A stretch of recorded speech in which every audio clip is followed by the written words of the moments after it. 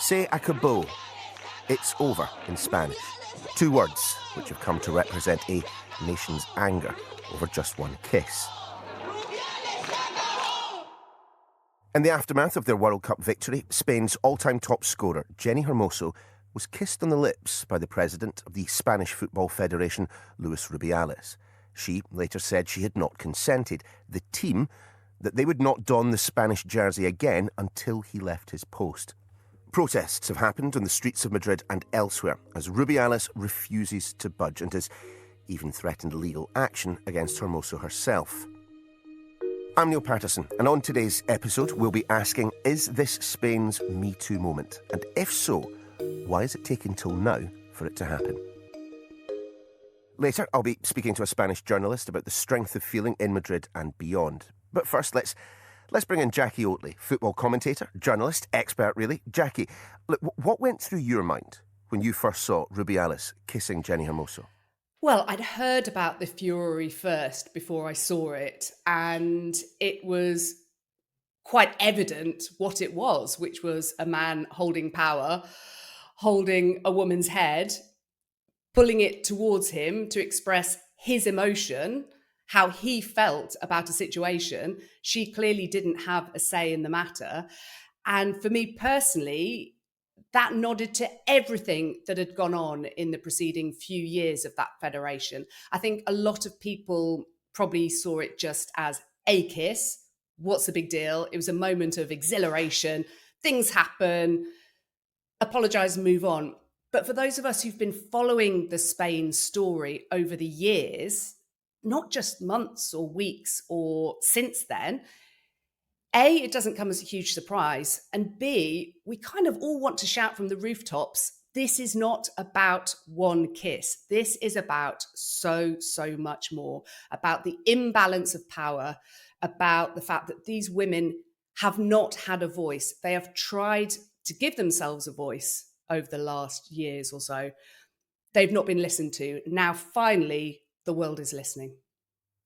I mean, even on the day, even for those who are not aware of the history of kind of misogyny within the Spanish Federation, which we were going to talk about in a second, but even on the day itself, you see Rubiales lifting players onto his shoulder, grabbing them in ways in which you would think would be inappropriate if it happened in a workplace environment. You see him grabbing his crotch on camera, whilst presumably aware that the eyes of the world were on him. It says it all. It says it all. It's not just about that kiss. It was about when he picked up Atenea del Castillo, for example, and carried her around. She was looking around as if to say, get me down. You could see she wasn't in control. He was the man in control.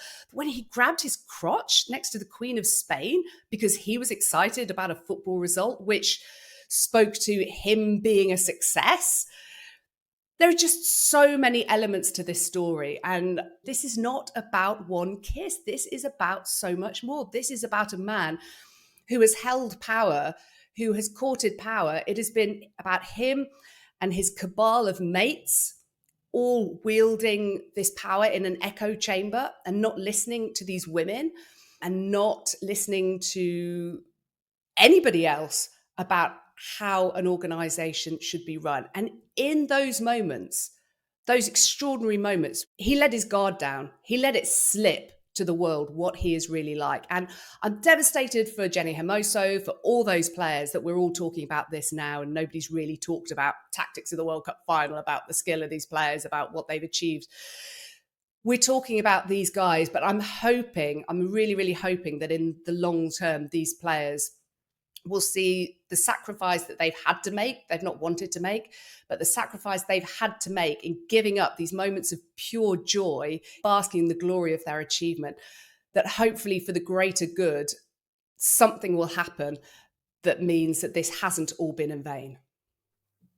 I mean, the Spanish Football Federation certainly had the opportunity to put this all to bed, move on and return the discussion to the football. But, I mean, you've mentioned the cabal of those that sound Rubiales. I mean, were you in any way surprised by the way in which the Spanish Federation have handled this, calling that press conference at which everyone assumed that he was going to be kicked out and then, you know, performing a turn and a sixpence? I mean, Neil, you just couldn't make it up. I mean, there's surprised and then there's, are you actually for real? I mean, No, so we know the kind of character that this guy is. We know about the relationship that he and Jorge Vilda have had, in the sense that they're in this together. Just for listeners who, like me, can't perform more than one keepy-uppy, Jorge Villa, of course, the head coach of the Spanish side. And look, there are suggestions at the time of recording, we're doing this on Wednesday afternoon, he could soon be out of a job. But for now, he does remain in position. I mean, it's absolutely extraordinary. So in terms of surprise, not surprised that this is the character that we know about. But yes, shocked that he actually had the gall to do that, to leak the information that he was going to be standing up and standing down, excuse the expression, wanting people to tune in to think that he was going to be leaving, and instead doubling down, repeating, I will not be going, I will not be going.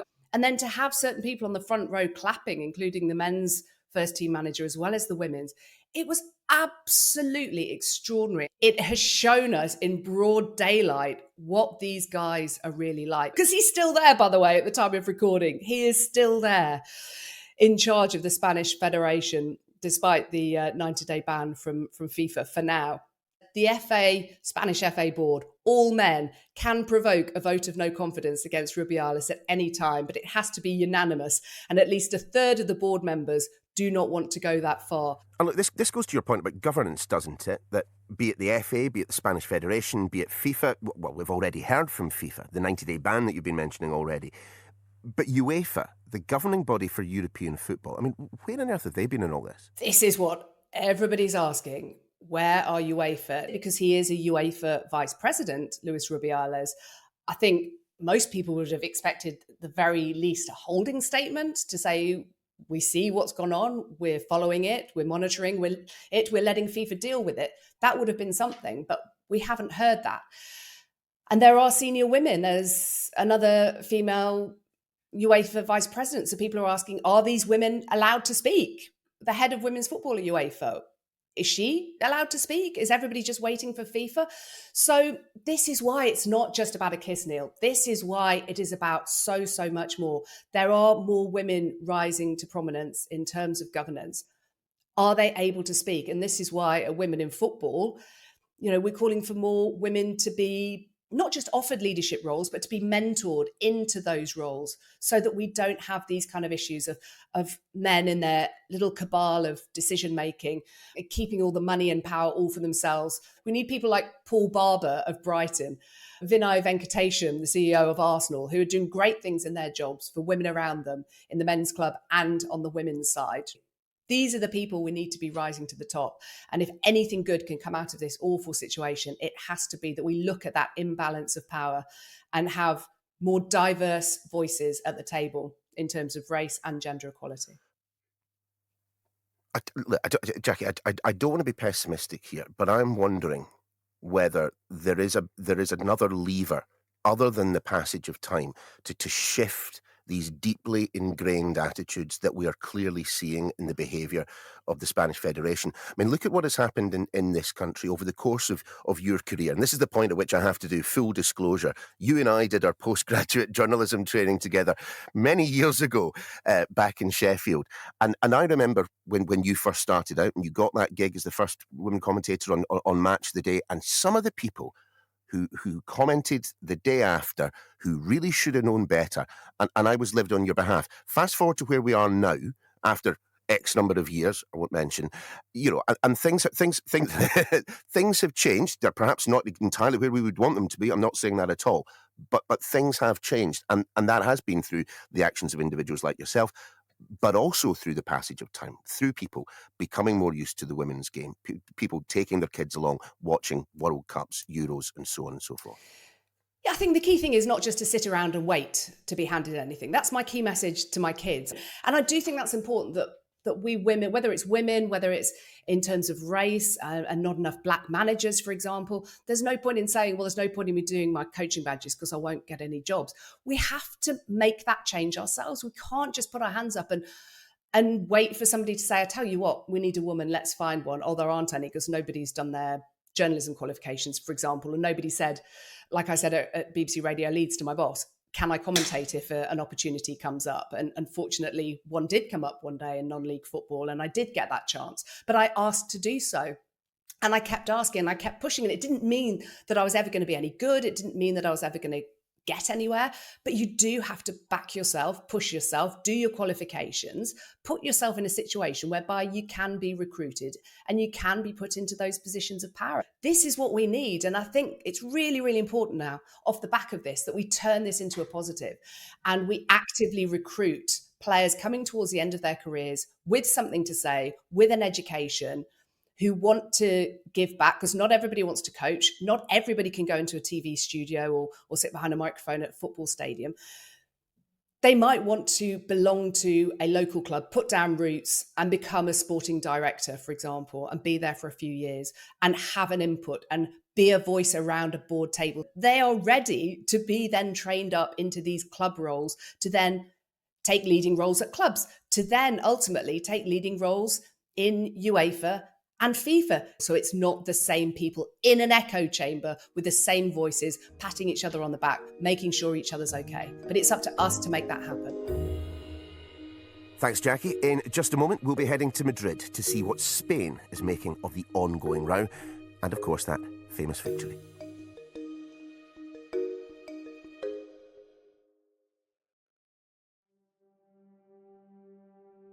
It would certainly be easy to forget that Spain's women did win the World Cup, of all things, the ultimate prize for any footballer. Such has been the cacophony around the actions of Luis Rubiales. But the anger and the noise represents a depth of feeling that in that moment of triumph, their victory was sullied, and by a man. Maria Ramírez is a journalist and deputy managing editor of El Diario, an online Spanish-language newspaper. Maria, just tell us a little bit about the response, the backlash that there has been to what we saw at the World Cup final. Well, we saw protests in the streets. There were a few thousand protesting, asking for Rubiales' resignation and in support of Jenni Hermoso and the other players. We saw it in Madrid and in other cities. We saw people chanting and asking also for Rubiales' resignation in stadiums of men and women football matches. We saw actually some of the players also in jerseys showing their support for Jenni, and also there were men players actually doing this. And we saw people from the far left to the far right asking for Rubiales' resignation, which is quite an unusual consensus in Spain. But politicians from all over the place, as well as voices from all over the place, were quite uneasy about what happened the day Spain won in the World Cup and also in the days afterwards. I mean, you say that people were uneasy. Were they surprised, however? Because as I understand it, the Spanish Football Federation, Luis Rubiales himself, they have form for this kind of behaviour. Well, the players actually have endured a lot. And in fact, we know that last year, in really a public thing, there was a large group of players who asked for changes, or even Jorge Vilda, the coach, resignation, because they complained that he was mistreating them. And Rubiales reacted just calling names the players, saying that they were brats, or they were making a sort of an extortion, asking for Jorge Vilda resignation. And what happened is that actually 12 players of that team ended up not going to the World Cup, which obviously is a big deal. There was not the kind of attention that we're seeing now. What then is the level of popular support for these two individuals? I mean, obviously, we do have his mother. I mean, is she still on hunger strike in a church, by the way? This is an aspect of this story that has very much confused me. I mean, Rubiales' mum has taken to a holy place and stopped eating in support of her son. Is that right? Yeah, it seems so. There is not a lot of information about what's going on, but well, it's his family. So also the daughters of Rubiales were with him the day he announced in the federation that he wasn't resigning, and several other women in his family have supported him. But beyond his family, we are seeing really few voices of support. Even the regional leaders of the federations who initially supported him, they asked him to resign. So they changed. Or even some famous sports commentators on radio who also initially sort of made even fun with him about what happened, apologize and are not supporting what Rubiales did afterwards. So at least in public, he's pretty much by himself. So is it the case then, as some people outside Spain have suggested, that it is a sexist, a misogynistic country? Well, I would say that Spain has changed so much in the last years, particularly in the last decade, that actually what happened is that people just don't tolerate that kind of behavior anymore. And in fact, if you look at some measures like the UN ranking on gender equality, Spain fares better than the UK in gender equality because we have more women in parliament or some health ratios. So the thing is that society has changed already, but there are pockets of just inequality, particularly in some industries. And that's more shocking probably now because part of society is different now. Let's talk about that chant that I have been hearing time and time again when watching the footage emerging from Spain. And apologies in advance for my pronunciation, but the "se acabó," it's over. What is the significance of that? Where does that come from? Well, se acabó is a sentence that in Spanish means it's over, and in a sort of definite way, it's an expression that sometimes you can hear even in songs, so it's very common. And it was used for the first time in this context with a wide audience by Alexia Putellas, probably the best player in the world. And she was using this sentence in support of Jenni and just say that, well, it's over what we have been through for many years. And then almost organically, naturally, it became a hashtag that many have started using just to support the team, but also to denounce their own stories of bullying or abuse in sports, in journalism, and in just other industries. Some are comparing it to the Me Too movement. I mean, where was Spain during that period when Me Too was doing the rounds on social media? I mean, and do you see this as a fair comparison? I think it is a fair comparison because we're really seeing different elements coming together. So very prominent women, very famous women just speaking up, then just ordinary people using a hashtag. And I think we will see more coming. During Me Too, there was part of that too. So journalists did, interviews, a long investigation, but we never saw maybe prominent figures speaking up and telling their stories of abuse. But we're seeing a stronger wave now than we saw during the Me Too movement or Me Too stories.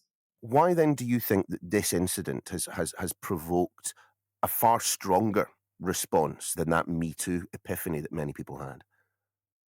I think there are three elements. First of all, these women in particular, and this case in particular, they were strong, brilliant women, very famous, winning this trophy. And the details of what happened and what happened afterwards were pretty shocking, particularly the cover up of the federation and all of that. Then just a mature society that have already had many of these conversations in many areas, in many companies. So there's been a public ongoing debate about this. And also journalists, they're reporting, good reporting, because some of the big moments in the last few weeks were because journalists revealed what was going on. Initially, Jenni and the other players were a bit reluctant to even talk about it because they were enjoying their big win. They wanted to talk about sports, not anything else.